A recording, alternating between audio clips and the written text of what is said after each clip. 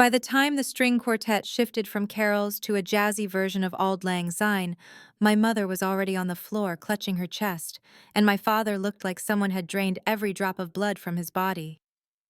My younger sister's scream cut through the music and the clinking glasses. "Oh my God, we are finished." She was staring up at the giant screen over the stone fireplace at my father's signature enlarged 20 feet high under the words "undisclosed offshore account." People froze, mid-sip, mid-laugh.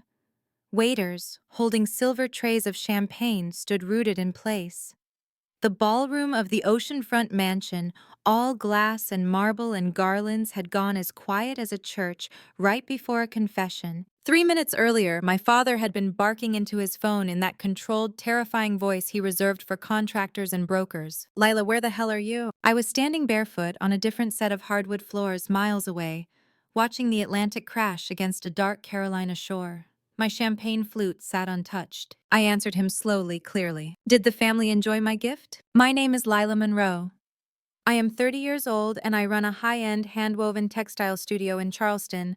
To the Monroes of Palm Bay, the biggest coastal development family in South Florida, I have always been the disappointment who plays with yarn for a living, the family joke, the artsy one, the one who walked away from the company and therefore in their minds from real life.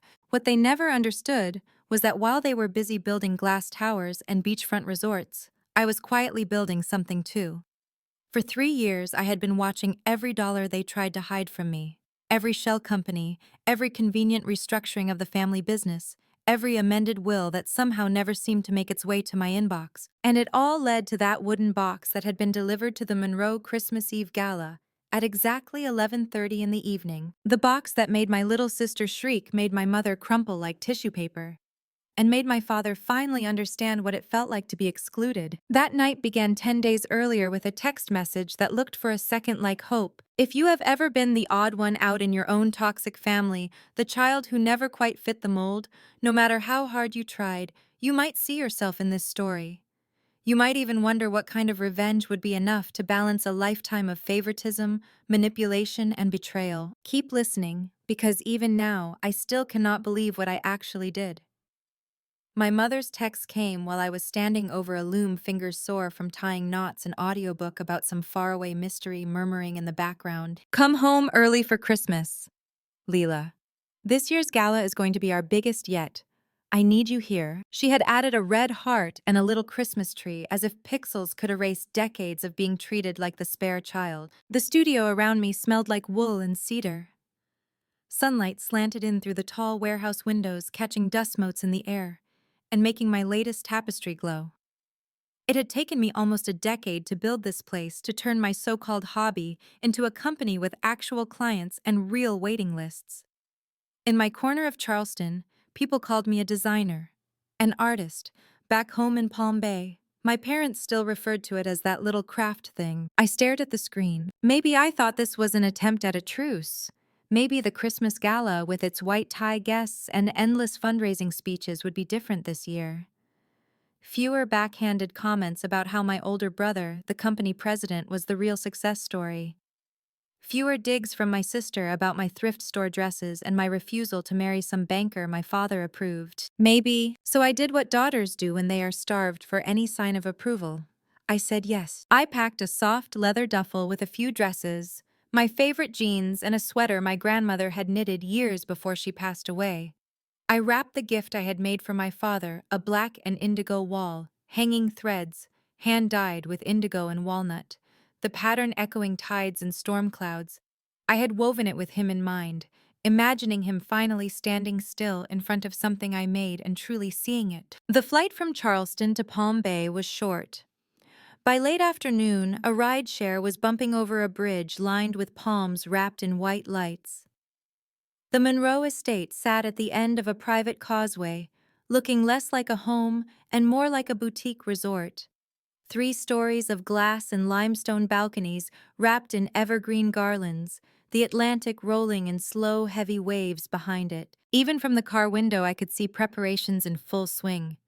Crews in polo shirts were stringing thousands of fairy lights along the palm trees bordering the infinity pool.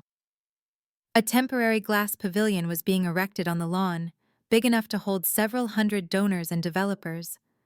Event planners with headsets marched in and out of the arched front doors carrying clipboards and fabric swatches. This was not just a family Christmas party, it was the Monroe Winter Showcase, the annual family drama wrapped in twinkling lights and charity speeches. I stepped out at the circular drive clutching my duffel and the wrapped wall hanging.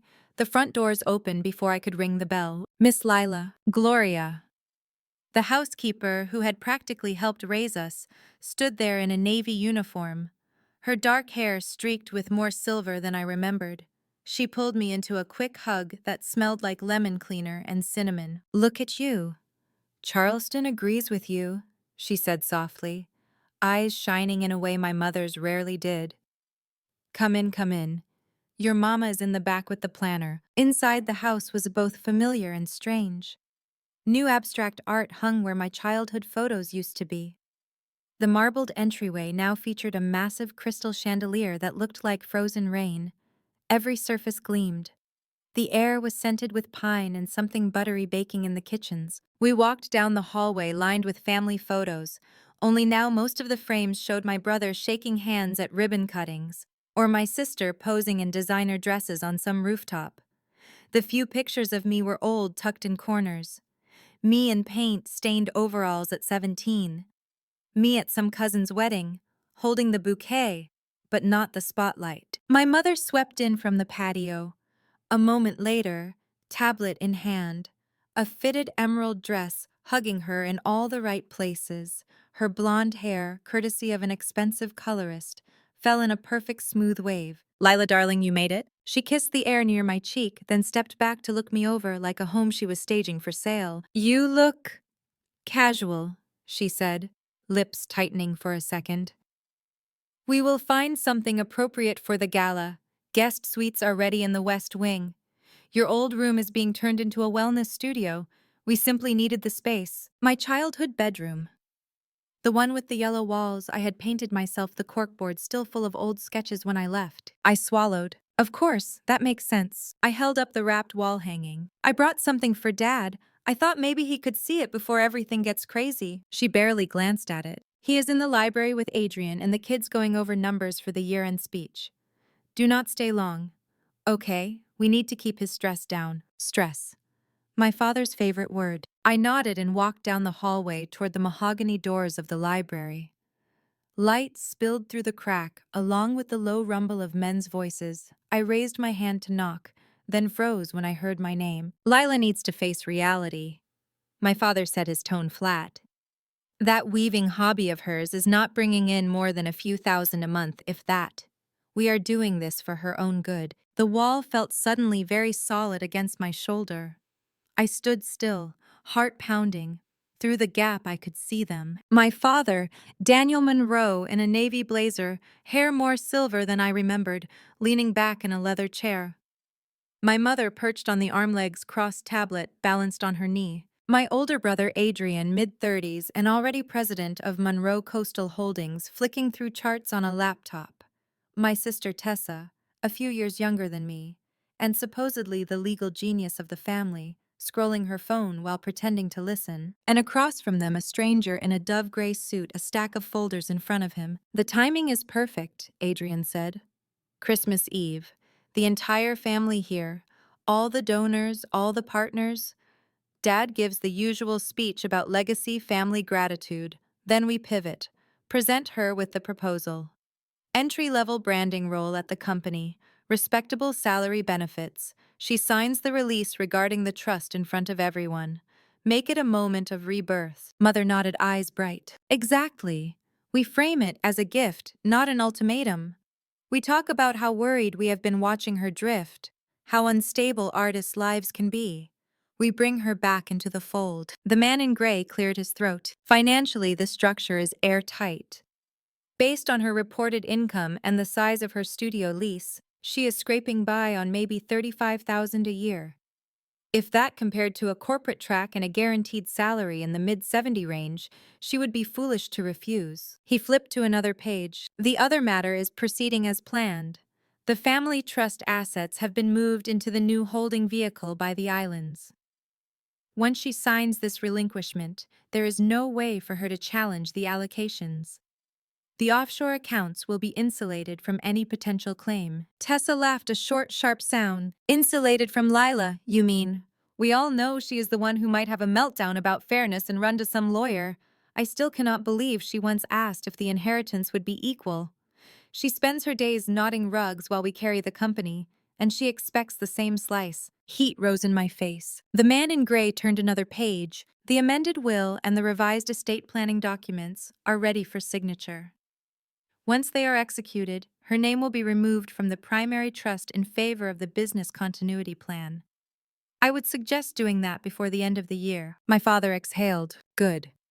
Once she signs at the gala, we move fast. Gloria can box up what is left in her old room. Donate the art supplies. No more half measures. She commits to the company, or she walks away with nothing. Clean. The room went quiet except for the soft clink of ice in his glass. Adrian raised his tumbler. To fresh starts. To protecting what actually matters. The wrapped wall hanging felt suddenly heavy in my arms. My fingers loosened and the corner of the frame slipped, bumping the hardwood floor with a soft thud. I caught it, but the tiny sound still carried. A chair scraped back. Panic flooded me. I could not walk in there smiling, pretending I had not just heard them discuss how to cut me out of my own inheritance, how to use Christmas and family and public pressure as weapons, how to bury my name under legal language and offshore accounts. I backed away from the door, one slow step at a time, until the voices faded. Then I turned, clutching the gift so hard my knuckles went white, and walked past the kitchen where Gloria was basting turkeys and humming along to a carol, past the living room where workers were assembling a 30-foot tree. My duffel was still in the foyer. I picked it up without a word, opened the front door, and stepped back out into the humid December air. No one stopped me. By the time the rideshare turned out of the gates, the house was already glowing behind me like a fairy tale palace. My phone buzzed with a text from my mother. Where did you disappear to? I did not answer. On the highway back toward the small airport, I stared down at the wall hanging in my lap. The threads blurred. They were not just underestimating me, they were erasing me. And somewhere beneath the hurt, a different feeling stirred. Not fear, not grief, something closer to rage. I booked the first flight back to Charleston, changed in a bathroom stall, and made it to the gate with minutes to spare. During takeoff, I stared out at the black water below and thought about all the times my parents had used words like loyalty and legacy, when what they really meant was obedience. By the time the plane landed, the wild heat in my chest had cooled into something cold and sharp. I was done hoping they would someday see my worth. If they were going to treat me like the disposable, unstable daughter who did not deserve a seat at the table, then I needed to stop sitting outside the door, waiting to be invited in. The studio was dark when I arrived. I rolled up the metal door and stepped into the familiar smell of wool dye and coffee. The looms stood like quiet skeletons in the shadows. Along one wall, finished pieces hung waiting to ship to clients in places I had only visited through their addresses.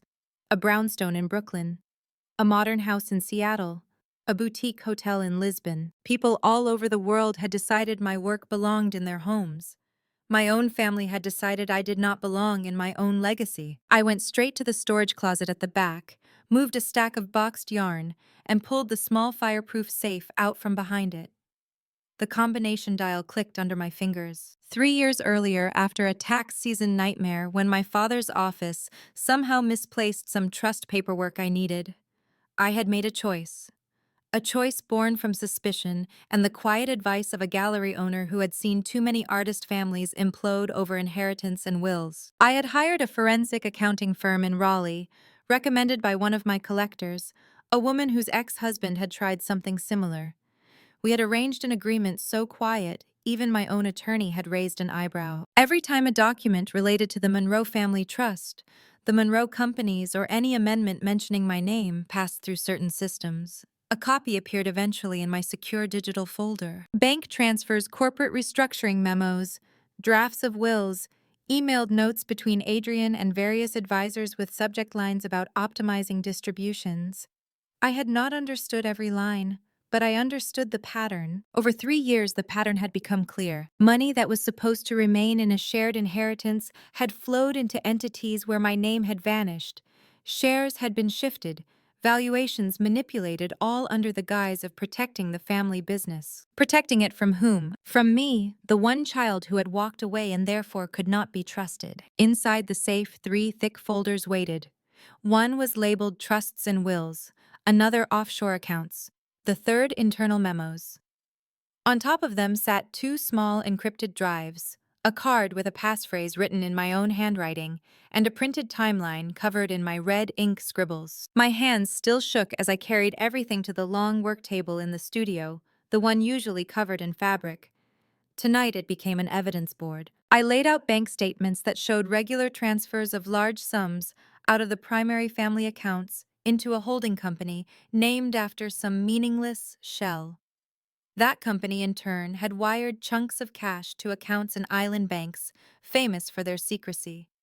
Dates, amounts, signatures. Emails from my brother to the man in the gray suit confirming deadlines for removing Lila's name from any contingent clauses before year-end. Drafts of an amended will, where my name appeared in earlier versions and disappeared in later ones, replaced by phrases like remaining shares to be used for business expansion and for the benefit of active participants only. Every page was another brick in a wall they were building between me and what my grandparents had once promised would be a fair inheritance, one that did not depend on whether we chose to join the company or not.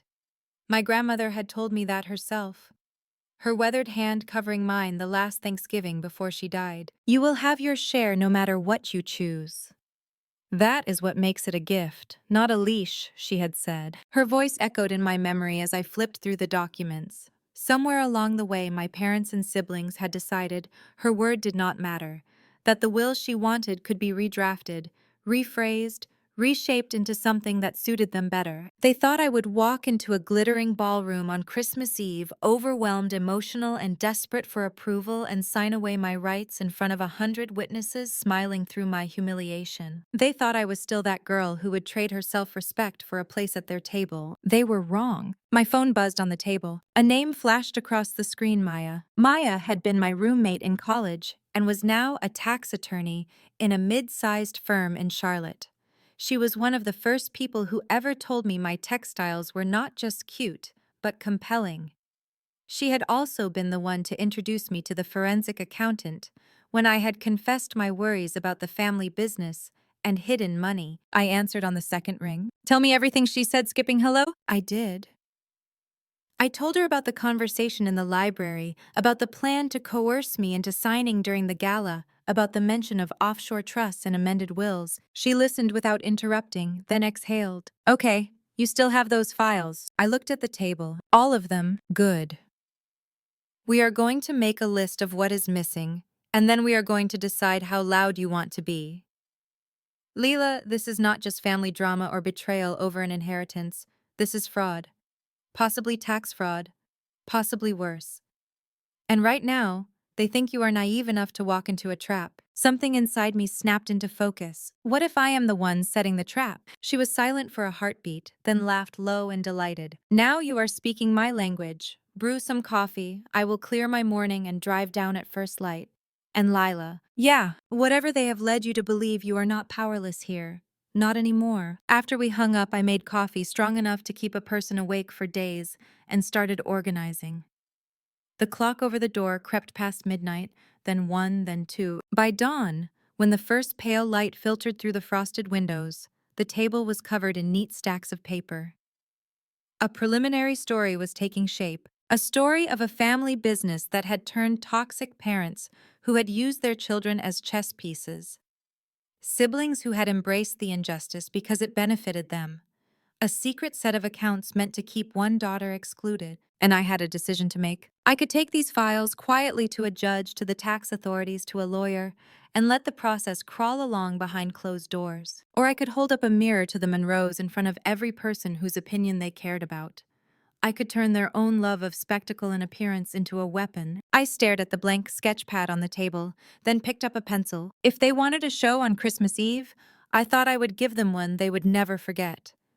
By mid-morning, Maya was sitting cross-legged on my studio floor. her dark curls piled in a messy knot on top of her head, glasses sliding down her nose as she read through a pile of statements. "This wire alone could get them audited for years," she muttered, tapping a transfer to a numbered account in some tropical paradise. "And this memo." They actually wrote down that they wanted to minimize exposure to non-compliant heirs. That is you, by the way. Non-compliant. I snorted despite myself. Always nice to be described that way in legal language. "Lila, this is more than favoritism or toxic family dynamics. This is a secret, a big one. A hidden truth with a paper trail." She underlined a date. "Here is what we are going to do. I am going to work with a colleague and package this in a way the Internal Revenue Service cannot ignore. We will make sure the right division gets it. They have a whole system for whistleblowers when there is this level of underreported income and offshore nonsense." The word whistleblower made my stomach flip. "Is that really what I am?" She looked up, eyes softening. "You are someone whose own parents tried to steal from you and from the government. You do not owe them silence, but the question is, how public do you want the family drama to be?" Public. I thought about my mother at the gala, gliding through the room in some wine-colored gown, greeting donors to the Monroe Foundation. About my father on stage, talking about the company's commitment to the community, to coastal preservation, to fairness. I thought about all the times my birthday had been forgotten because there was a closing on a big deal about that Thanksgiving dinner when my younger sister's promotion party turned into yet another sermon about my lack of ambition.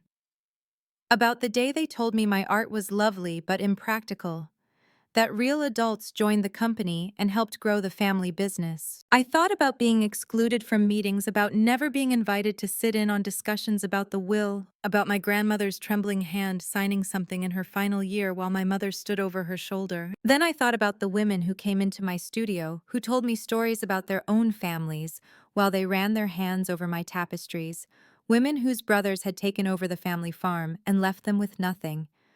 Women who had cared for elderly parents, only to find out after the funeral that the will had been rewritten in favor of a son who rarely visited. How many of them had wished the tables would turn just once? "How loud can we make it?" I asked. Maya smiled slowly. "As loud as you want." The plan came together like warp and weft. First, we finished compiling everything. By the end of that day, we had a binder, several hundred pages thick, every section tabbed, every key document highlighted and summarized. 2 encrypted drives mirrored the contents. One would go to the authorities. One would stay with me. Maya drafted the whistleblower submission tight and factual, with none of the emotion I felt in my bones. She explained the offshore accounts, the underreported income, the pattern of concealment. She noted that one heir had been systematically targeted for exclusion, not because she was incapable, but because she refused to join the company. "Once we send this," she said, "they cannot put the genie back in the bottle. It might take months or years, but there will be consequences." "Good," I said. Then came the part that would hit much sooner. I drove to the woodworker I used for custom frames. His shop sat on the outskirts of the city, all sawdust and sunlight and half-finished tables. "I need a box," I told him. "Something beautiful. Something that feels like it belongs in a mansion, but also something that feels like judgment." He raised an eyebrow but did not ask questions. We sketched it together on butcher paper. Dark walnut, smooth as silk, with seamless edges. Brass hinges that opened silently. The Monroe crest burned into the lid.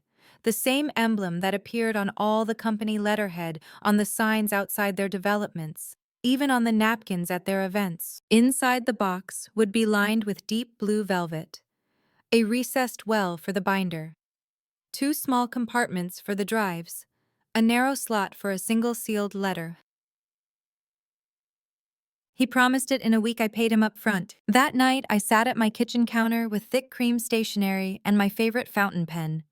The words did not come easily at first. Finally, I wrote, "To my parents and my siblings, you have spent years telling me I was not enough, not ambitious enough, not practical enough, not loyal enough to earn a real seat at the table. Tonight, you will learn what enough actually costs." The documents in this box are copies. The originals are already with the appropriate authorities and with an independent attorney who represents only me. I know about the amended will. I know about the offshore accounts. I know about the way you have spoken about me behind closed doors, as if my worth is measured only in how much I contribute to your company. There will be no more quiet acceptance. No more signing whatever you slide across a linen-covered table. Consider this my final contribution to the Monroe legacy. Merry Christmas. There will not be another one from me. Lila. I sealed the letter with navy wax, pressing an old stamp into it that my grandmother had once given me. A small symbol of a seashell. Something older than the family crest that now meant nothing to me. The next day, I shipped the whistleblower packet to the Internal Revenue Service office Maya had indicated, using tracking that would make an attorney proud.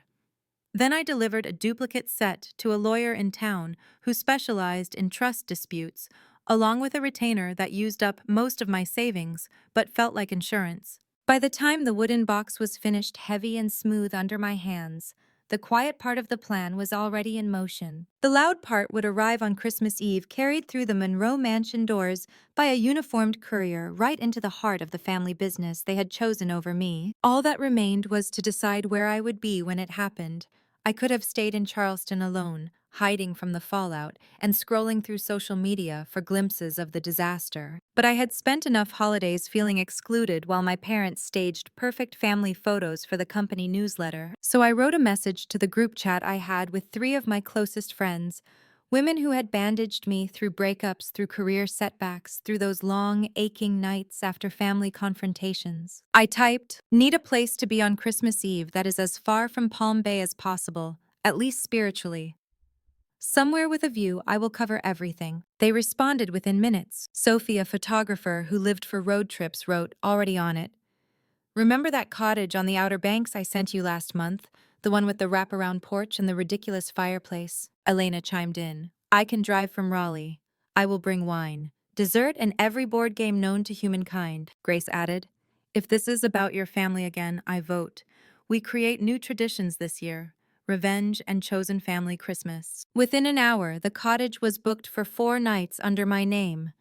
A weathered gray house perched on dunes with big windows facing the sea, and a kitchen large enough for all of us to cook in without elbowing each other. Maya, when I told her, nodded approvingly. "You will want distance. And witnesses," she said.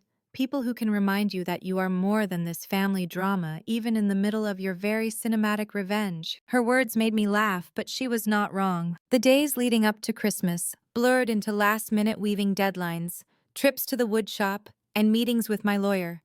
I finished 2 commissioned pieces and shipped them off, aware that the money from those sales was now more than the salary my brother's advisor had guessed I made in a year. I kept thinking about that, about how easily my family had dismissed my life, because it did not fit into their definition of success. On the 23rd, I wrote the delivery instructions for the box. The courier service in Palm Bay specialized in high-end deliveries to estates where security was tight and expectations tighter. I scheduled the drop for Christmas Eve at 11:30 in the evening, just as the Gala's fundraising thermometer would be hitting its peak, and my father would be preparing to launch into his speech. The event planner, a woman with a perfect blowout and a polite but weary smile, had sent out an email blast weeks earlier that accidentally ended up in my inbox as well as my mother's. The itinerary for the evening was laid out in detail: cocktail hour at 7, silent auction at 8, dinner at 9, remarks at 10:30, dancing and late-night champagne until midnight. I could picture it easily. My mother in some glittering gown, my sister in sequins, my brother working the room, my father basking in the applause of donors impressed by the Monroe commitment to coastal preservation, even as he funneled profits offshore. At 11:30, a courier in a dark suit and immaculate gloves would walk past the valets, past the lit trees through the front doors, carrying a walnut box, with their crest carved into the lid. He would set it down on the white marble console where my mother liked to arrange her elaborate floral displays, and someone would call out, "Oh, look, a gift!" On the morning of Christmas Eve, I loaded my car with a suitcase, a cooler full of marinating shrimp and vegetables, a stack of blankets, and my favorite tapestries rolled carefully in paper. Not because I needed them, but because it comforted me to have my work with me. Maya hugged me on the sidewalk, her eyes searching mine. "You can still change your mind about the public part," she said. "The quieter legal processes are already underway. The revenge does not have to be theatrical." I thought about the way my father's face looked when he was on a stage. How his eyes gleamed when he spoke about integrity and responsibility, his voice rich and sincere as he thanked donors for trusting Monroe Coastal Holdings to be good stewards. I know, I said, but this family built their entire identity on appearances, on controlling the narrative, on using events like this gala to show the world how noble they are. I want them to feel what it is like when the truth refuses to stay hidden in a file cabinet. She studied me, then nodded once. Then enjoy the view from your cottage. And when they call, because they will remember, you do not owe them anything. Not an explanation, not forgiveness, not even a conversation. The drive to the Outer Banks took most of the day.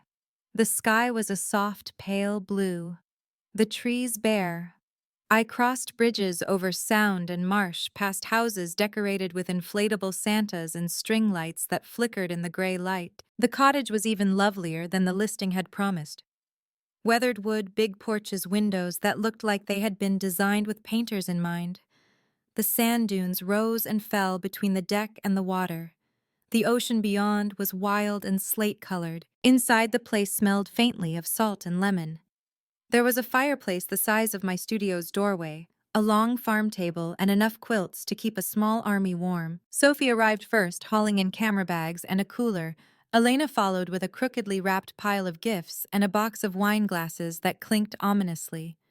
Grace came last, juggling a stack of board games and a casserole dish. For a while, we were just four women in sweatpants, chopping vegetables, laughing about old stories, and complaining about the patriarchy in all its forms. The words revenge, inheritance, betrayal, and will hovered in the background, but they did not define the night. We cooked shrimp and grits, roasted vegetables, and baked a pie that refused to set properly. We drank wine and then switched to water. Someone found an old Christmas playlist and we sang along badly. The clock on the mantel ticked toward 11. At 11:15, I stepped out onto the deck wrapped in a thick sweater and one of my tapestries draped around my shoulders like a shawl.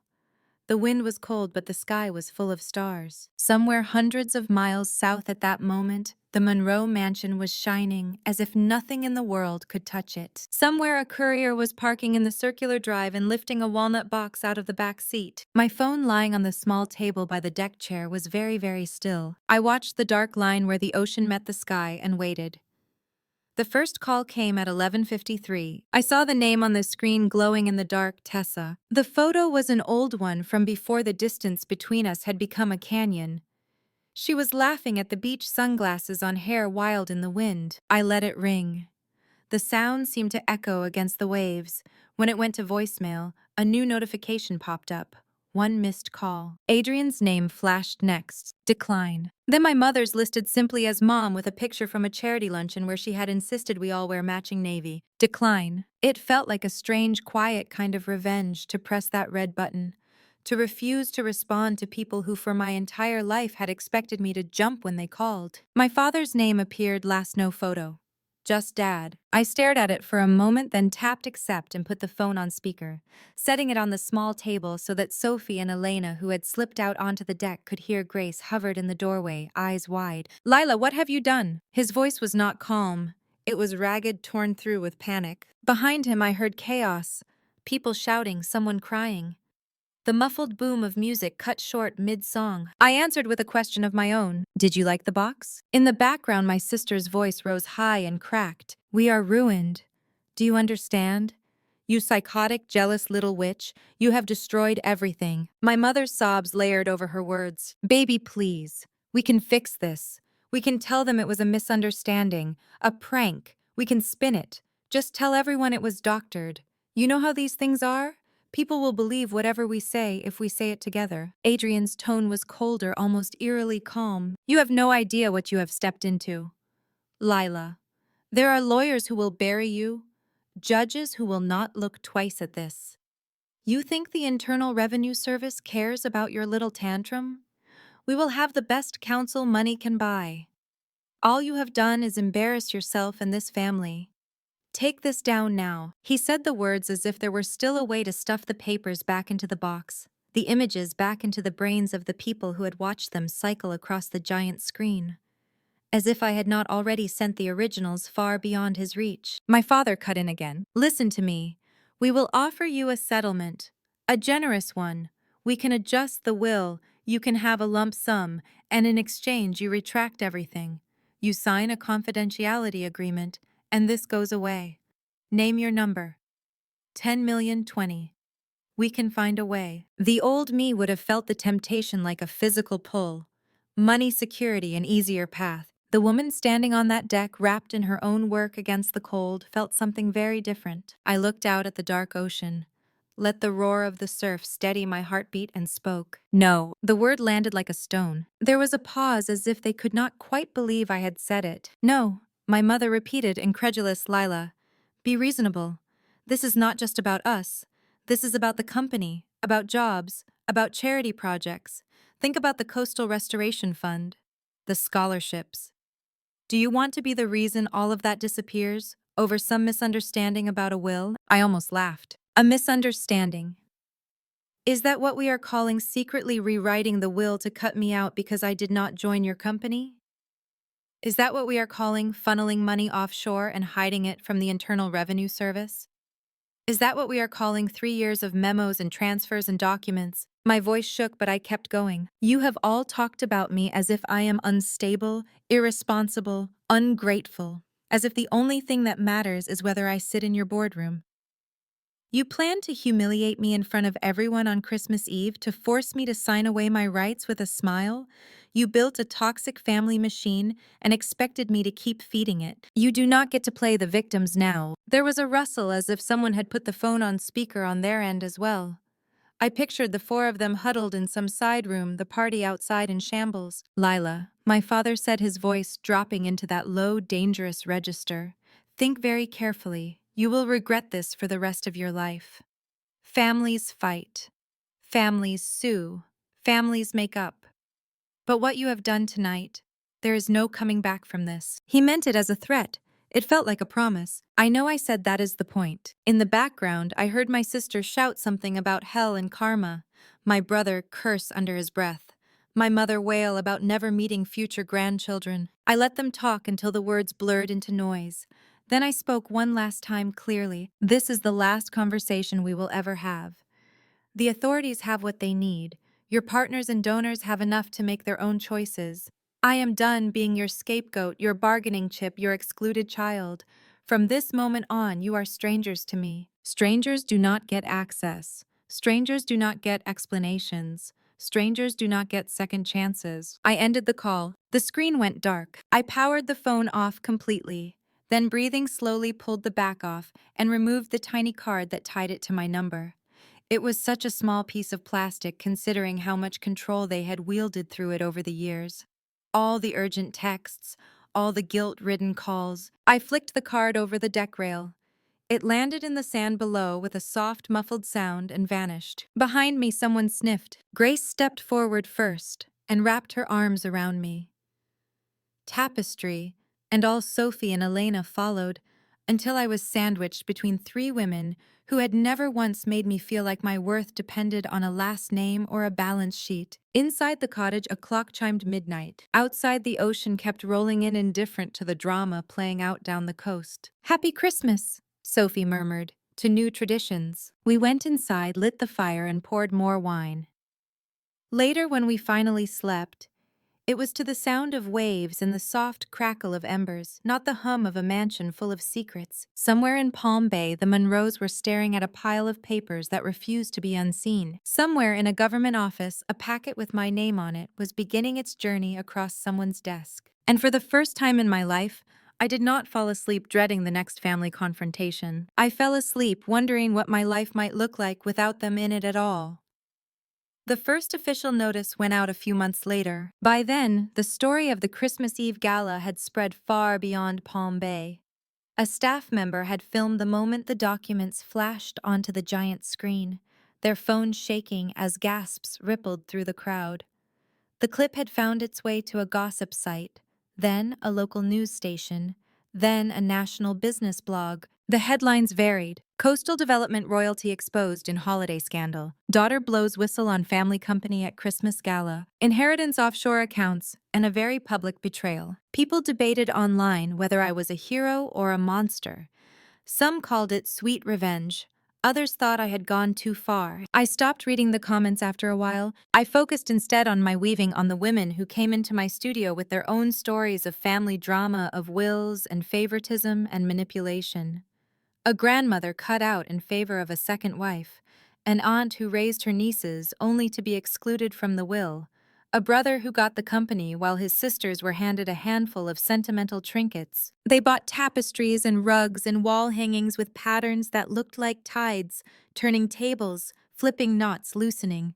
They said my work made them feel seen. When the first certified letter from the Internal Revenue Service reached the Monroe mansion, a neighbor later told a mutual acquaintance that my father had gone gray almost overnight. The notice of deficiency, as Maya explained over the phone, laid out undisclosed offshore income that made my stomach clench even now. Tens of millions funneled quietly into accounts never reported. The penalties were steep. Fraud carries a cost beyond simple taxes. Monroe Coastal Holdings board members, many of them extended family or longtime partners, were less concerned with the emotional weight of betrayal and more with the cold math of reputational risk. Within weeks, a major coastal resort project lost a key investor. A European partner withdrew from a planned joint venture. A bank quietly began tightening credit lines. No one wanted to be tainted by a company under investigation for creative accounting. Adrian, who had always walked through life as if doors would open simply because he reached for the handle, found that some stayed stubbornly closed. He stepped down voluntarily as president, according to the press release. The reality whispered through real estate circles and charity galas was less graceful. Tessa's carefully cultivated image, as a brilliant young attorney, took a hit when court documents revealed her signature on some of the more questionable amendments. She had always loved posting photos from weddings and charity events, captions full of gratitude, and hashtags about family. Now her name appeared in articles about toxic family businesses and the ethics of cutting one sibling out of a will. My mother's charity calendar grew strangely empty. Committees she had chaired quietly passed her over. Invitations to high-profile fundraising dinners stopped arriving. Some people still spoke to her with practiced sympathy, but the glow of admiration was gone. My father aged in dog years. A neighbor shared a photo, not unkindly of him, sitting on a bench by the seawall behind the mansion. He looked smaller, shoulders hunched, staring out at the water as if it held answers. I did not feel joy at their pain. I felt something complicated like relief laced with mourning. This was karma in a way. Not mystical, but practical. Choices have consequences.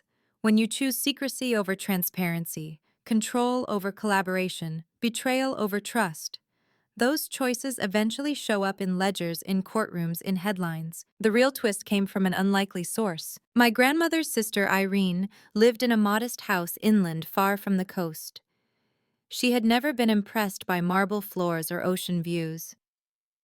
After my grandmother died, she had inherited a small portfolio of commercial properties and a stake in a family foundation. Quietly, without fanfare, she requested a meeting with independent counsel to review the estate planning documents that had been used to justify my exclusion. Her lawyers found irregularities. Signatures obtained when my grandmother was heavily medicated. Witnesses who could not clearly recall the circumstances. Clauses that contradicted earlier statements of intent. Within months, Irene had rewritten her own will. When the new documents were served, my parents Adrian and Tessa found themselves under a line that read, "Intentionally omitted." Their expected safety net, the backup plan they had always counted on, evaporated.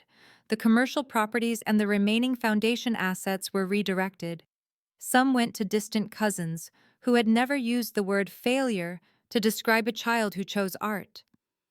Much of it went to charities serving older women, cut out of family wealth. I learned all this in pieces through Maya, through public records, through the occasional article forwarded by someone who thought I would find vindication in every fresh blow. What I felt was less fireworks and more a slow, steady easing of an old, tight knot. The Monroes had spent years ensuring that the will would reflect their values. Someone older and quieter had stepped in to make sure another value was represented. Fairness, not revenge, not payback. Just a simple refusal to reward betrayal. Meanwhile, the mansion itself went on the market. The listing avoided the word distress, but the price told a story substantially below similar properties. Offers took time. Buyers worried about potential liens about unfinished investigations. I saw the photos online. The front doors wreathed in holiday greenery, the infinity pool sparkling, the library where I had once overheard my own fate being decided, staged with neutral furniture and a bland, abstract painting. For a moment, I felt a pang. It was the house of my childhood, after all. The place where I had learned to walk, to swim, to hide. But it was also the place where I had learned that my worth in their eyes depended on my willingness to merge with the family business. As the house sat on the market, price dropping in careful increments, I did something I had not allowed myself to believe I could. I made plans for a life that did not orbit Monroe Coastal Holdings at all. The email came on a rainy afternoon in late spring. Subject line: Your work takes my breath away. The sender was a woman named Claudia, the director of a well-regarded gallery in a Chicago neighborhood I had only visited once years earlier on a road trip. She wrote about a small review she had read in an online arts magazine that mentioned my name in passing in a piece about daughters and revenge and art. The writer had noted that while the drama of the Christmas Eve gala made for juicy headlines, the real story might be the work itself. Your tapestries carry stories in their patterns, Claudia wrote. I see family drama and hidden truths in the way you weave light and shadow. I see injustice and healing. I would be honored to represent you. The word honored felt surreal considering how often I had been called ungrateful and unreasonable by my own parents for pursuing this life. We arranged a call. She asked thoughtful questions about my process, about how I chose colors and symbols. She did not once ask about my last name or my connection to Monroe Coastal Holdings. When she referenced the inheritance story, it was with a light touch. I am not interested in exploiting your family drama, she said. I am interested in how you turned it into art. Within weeks, we had a contract. The gallery would host a solo show of my work the following year. They would handle sales promotion logistics. I would handle creating the pieces. The show's working title, suggested by Claudia, made me laugh aloud. Tables turned. We sold out the entire first wave of pre-show commissions before I even finished the second tapestry. My waiting list tripled. Collectors who had once treated my work as an optional indulgence now saw it as something urgent necessary. I rented a larger studio on the outskirts of Charleston, with higher ceilings and more room for looms. I hired an assistant, part-time, a young woman fresh out of art school, whose eyes widened when I told her she would be paid fairly and credited for her work. My days filled with color and rhythm, warp and weft, the satisfying tug of tight knots, the soft drape of finished pieces, the hum of conversation as clients visited their stories, weaving into mine. At night, I sat by the window of my small apartment and watched the light fade over the harbor. The phone remained mostly silent. Occasionally, a number I recognized would flash across the screen. A cousin, perhaps, or an old family friend. Sometimes even a number I knew had once belonged to my parents' house line, though that could have been anyone now. I let them all roll to voicemail. The messages when I listened were variations on a theme. We did not know. We are so sorry for what happened. Your parents are not well. Can you find it in your heart to talk to them? I deleted each one. Forgiveness, I had learned, is not a ticket back into a toxic family system. It is a private decision to release anger for your own sake. I was still working on that part. But reconciliation, that requires accountability. Remorse change. All I had seen from the Monroes in the scattered quotes that appeared in articles or in whispered reports from Maya was regret about being caught. Regret about consequences, not remorse for what they had tried to do to me. So I kept my distance. In Chicago, when I flew out to meet Claudia and see the gallery in person, I stood in front of the brick building with its tall windows and felt something like awe. This was not a mansion built on underpaid labor and rezoned wetlands. This was a space where artists brought their deepest selves and offered them up to strangers. Inside, the white walls were peppered with color. Abstract paintings, intricate sculptures, photographs that made my throat tighten. You belong here, Claudia said, as if it were the most obvious thing in the world. For the opening the following year, women came up to me with eyes shining and told me they had followed the story from the first article. They used words like brave and justice and payback. I have a brother like your brother? One woman in her 60s said, standing in front of a piece threaded with stormy blues and sharp lines. He got the family business. I got a pat on the head. I did not have the courage to do what you did. But watching the tables turn, even from afar, has been a gift. I did not feel like a hero. I felt like someone who had finally refused to sign her own erasure. Still, when I flew back to Charleston after the show, exhausted and exhilarated, I allowed myself a small moment of satisfaction. The Monroes had tried to keep me small. In doing so, they had inadvertently catapulted my name into rooms they would never enter, not as a cautionary tale, but as a creator. The first letter arrived at my studio in a plain envelope, no return address. Just my full name in my father's careful, familiar handwriting. The mail carrier handed it to me with a neutral expression, unaware that my heartbeat had just doubled. I held it for a long time. The paper was thick. The weight suggested several pages. It could have contained apologies, explanations, please. It could also have contained manipulation, as so much of our communication had. Over the years, guilt couched as love. Threats behind talk of family unity. I set it on the work table and stared at it while I finished tying off the warp on a new piece. The pattern under my fingers looked like waves breaking over rocks, threads of deep green and pale foam white. When the tapestry was done, I washed my hands, picked up the envelope, and walked to the small post office around the corner. Inside, the air smelled like dust and printed labels. I approached the counter, letter in hand. "Can I help you?" the clerk asked. "Yes," I said, my voice steady. "I would like to return this to sender." He blinked. "You do not want to open it?" "No." I borrowed a thick black marker and wrote across the front in clear letters, "Refused, return to sender." Then I slid it across the counter. The clerk shrugged, put it in a bin, and went back to his work. Outside, the sky was a bright, indifferent blue. I stood on the sidewalk and let a slow breath out. For a long time, my parents had taught me that not responding was rude, unforgivable, that ignoring their calls or letters meant I was cruel. But boundaries, I was learning, can look exactly like that envelope. You do not have to open every door someone knocks on, especially if every previous visit has resulted in harm. A second letter came months later, this time through my lawyer, who called me first. "He wants to meet," she said.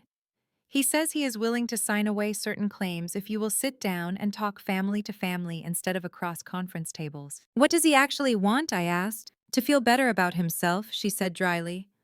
"To rewrite the story in his own head, so that he is a flawed man who made mistakes, not a father who deliberately tried to disinherit one child."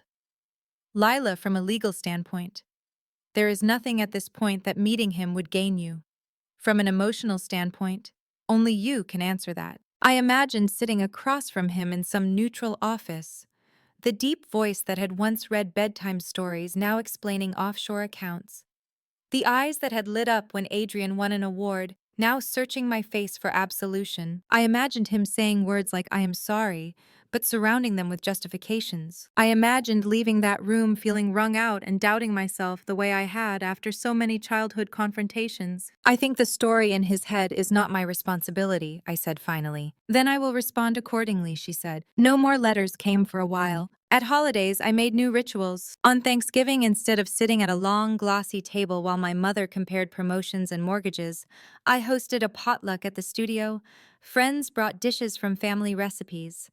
We went around the table sharing not what we were grateful for in some abstract way, but specific moments of justice we had seen that year. A manager finally held accountable. A long-delayed promotion, finally given to the woman who had been doing the work. A granddaughter whose opinion about the family home sale was finally listened to. On Christmas, I no longer checked my phone for invitations that came with strings. Instead, I spent the day reading, weaving, walking by the water, or cooking with friends. Sometimes we volunteered at a shelter. Sometimes we simply rested. The absence of my parents and siblings was a ghost at first. Eventually, it became just another fact of my life. Like the way my hands knew how to tie certain knots without thinking. Like the way the light slanted through the studio windows at certain times of day. Family, I realized, is not a fixed concept. You can lose the one you are born into and still build another thread by thread. Not long after the Chicago show, I signed a lease on a new space. This one was bigger than anything I had ever imagined. A former ceramics factory on the edge of town, with high ceilings, old kilns still hulking in the corners, and enough room to add more looms and maybe someday host workshops. As I walked through it the first time with the landlord, the echo of my footsteps sounded like possibility. "You sure you need all this?" he asked, skeptical but kind. Yes, I said, surprising us both with the certainty in my voice. We spent months cleaning and renovating. Friends came on weekends to help scrub brick walls and sand old floors. We rewired, repainted, rebuilt. I left one of the old kilns in place, even though my work did not require firing. It felt like a monument to transformation, to the way heat and pressure can turn mud into something strong and new. On opening day, the space smelled like sawdust and coffee wool and fresh paint. Tapestries hung along one wall, each one telling a piece of the story. A childhood home built on sand, a table, flipped plates flying, a door burned down. Women wandered through fingers, grazing the threads. Some brought their daughters. One older woman in a floral dress stood in front of a piece stitched with gold lines, running through dark blue, and whispered, "This looks like hope after divorce." Maya flew in and made a toast about justice and courage and the patience it takes to untangle the knots of a toxic family legacy. I made one too short or simpler. To building our own tables, I said, and inviting only those who know how to sit, without demanding our silence. Sometimes I still thought about my family, of course, about the little girl I had been curled up in a window seat in the mansion, sketching patterns in the condensation, while adults downstairs talked about closing costs and return on investment, about my grandmother, her soft hands and sharp eyes telling me stories from her own childhood, stories about sisters left out of wills, about women who worked as hard as their brothers, yet died with their contributions unacknowledged. If you ever feel something is unfair, speak up, she had said. Your voice is worth more than they will tell you. It is. I wished she had been alive to see the Christmas Eve gala. Part of me thought she would have scolded me for the spectacle, another part suspected she would have cackled with delight. Either way, I knew the revenge was not complete because my parents had suffered. It was complete because I had survived the fallout intact, because I had held my own boundaries even when guilt tugged at me like undertow, because I had taken the anger and braided it into something beautiful instead of letting it poison me. One evening, as the sun set and the studio filled with golden light, I lit the old kiln for the first time. Not to fire clay, but as a kind of ritual. I had invited a local ceramic artist to use the space in exchange for helping with some repairs. She loaded her pieces carefully, bowls and plates and sculptures that looked like sea creatures. We closed the heavy door, set the controls, and stepped back as the coils began to glow. The heat rose slowly, humming through the bricks. "Ceramics are just controlled destruction," she said. "You put something fragile in and hope it comes out stronger." I thought about my family story, about how the Christmas Eve gala had felt like this, like stepping into a fire I had set myself. I had come out the other side changed, not unscarred, but stronger in ways I would not have believed possible when I stood outside the library door in Palm Bay, clutching a wrapped gift my father would never open. Now standing in a space I had built surrounded by work that was entirely mine, I felt something close to peace. People love revenge stories. They love the drama of a perfectly timed reveal, the gasp as the tables turn, the moment when the villain realizes the victim has teeth. The Christmas Eve gala offered all of that. The secret documents projected on a giant screen, the mother collapsing, the father turning white, the siblings scrambling. For a while that moment defined me in the eyes of strangers. I was the daughter who blew up her parents' empire at a holiday party.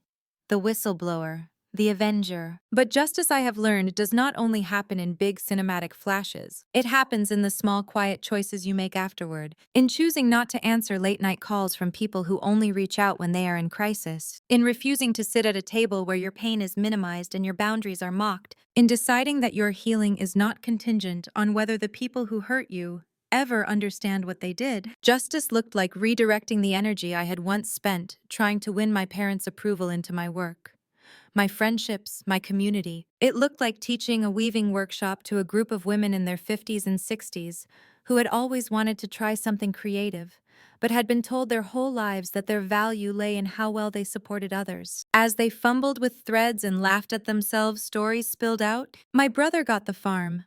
I got a framed picture of my parents and a pat on the hand. My ex-husband left the business to our son. He told our daughter, "You will marry someone who will take care of you." She runs her own company now, by the way. My father told me I would just get married and change my name, so he saw no reason to leave me a share of the family business. I took my mother to a lawyer and changed her will instead. Their words were full of both hurt and pride. We talked about wills and inheritances and how so many families treat daughters as optional.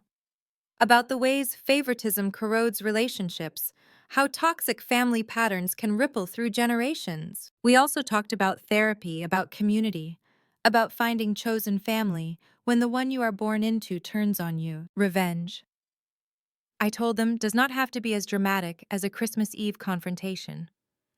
Sometimes revenge is simply living a life where their cruelty no longer dictates your choices. One woman asked me if I had forgiven my parents. The question hung in the air weighty. I am working on forgiving myself first, I said.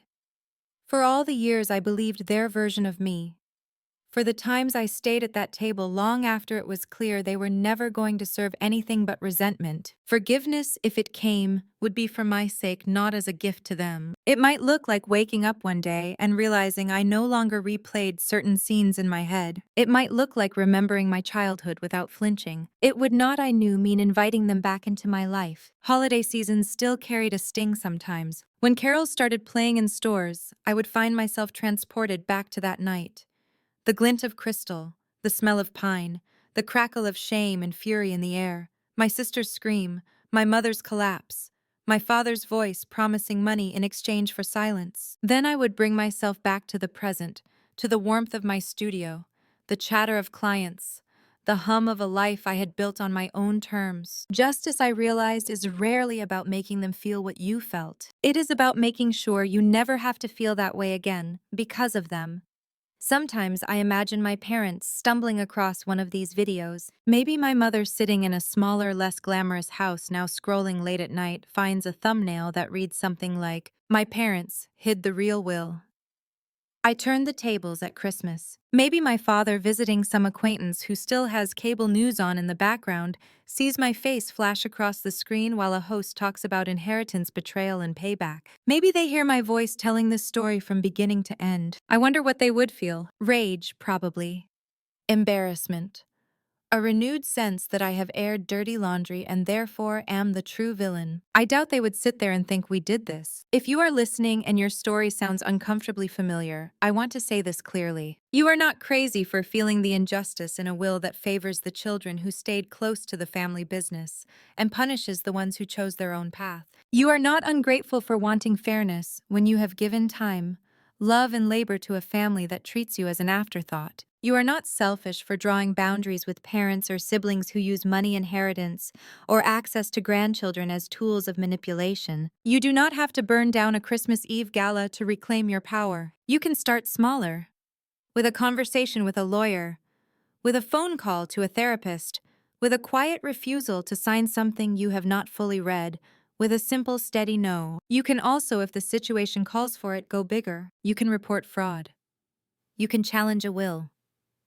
You can take your story to people who will listen and understand that what looks like family drama on the surface can hide very real legal and financial abuse underneath. If you have stayed with me this long through the library door and the safe of secret files through the wooden box and the calls on the deck through the slow collapse of an empire and the rise of a different kind of life, I want to leave you with this. The most radical act of revenge I ever took was not exposing my parents at their own party. It was choosing myself afterward.